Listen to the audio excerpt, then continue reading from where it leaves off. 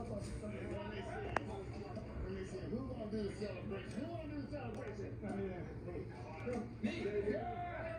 No. I'm doing the World Series. All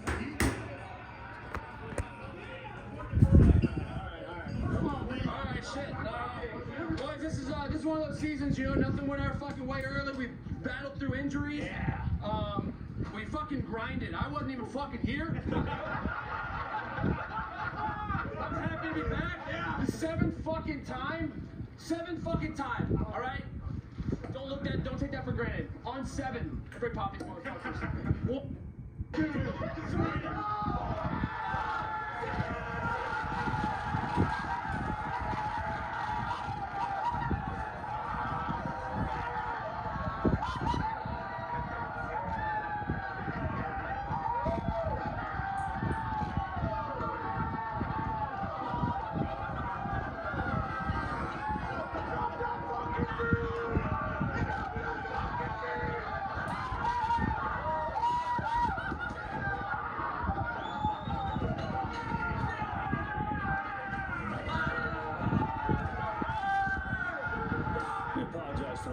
Just a little excited after going out of the LCS, you know. That's sediment, man. It's sediment. Hey, we're in cable, Kevin. Well, that does help. It does help. I pay the fine, Kevin. I pay the fine. That's very generous of you. How about Dusty? I'll do it in the World Series for the celebration. How about that? How about that? And how about Verlander? Verlander talking, and he said, "Oh, you know, we've been through so much this year." And they said I wasn't even here. That was amazing. Hey, I don't know about you fellas, but I want to be as cool as Dusty when I'm 74. You know what I'm saying? He's got swag. He got swag, man. It's a BIMP. I love Dusty. That's what I thought. Hey, by the way, guys, 7 straight ALCS. You know how hard that is, Kevin? It's only been done one other team in history. I'm telling you, that's impossible. And fellas, going back to what Derek said, Verlander's been there 10 weeks. He dropped an F-bomb per week. I mean, there's about 10 F-bombs there.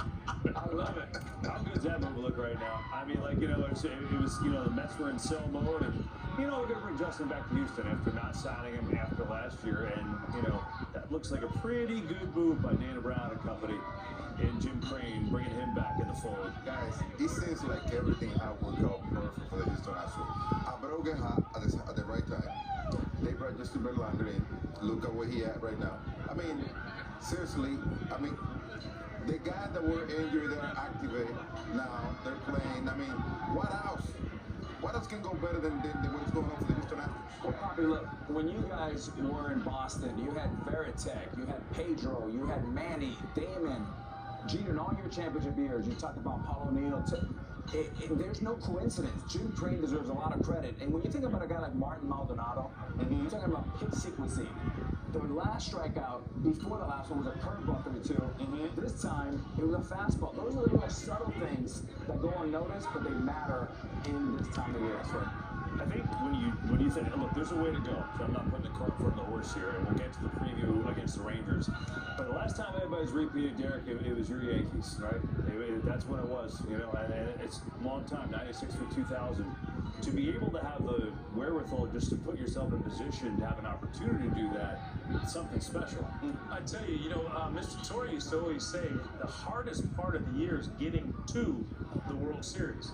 That's hard to do. You got to go through a lot of rounds. And, you know, look, Houston's, they're celebrating tonight, but they also understand that this is not the end of the road. And they have a pretty good team in Texas waiting on them. So this is going to be a really, really good series. I'm looking forward to it. Yeah. I think it's going to be a great series. And think about this. I mean, you know, they are obviously in-state rivals, and the Rangers kind of getting back on the map and being good. Since 2017, though, Houston's owned them. They're at the 79-39 against them. Since 2017, they were 9-4 against them this year. But it's an interesting series for that. It's an interesting series where if Houston's going to get back, they got to go through the team that spent the last few years trying to build a roster to get through them. I'm fascinated by the matchup, Alex, to be honest, when you think about what's next.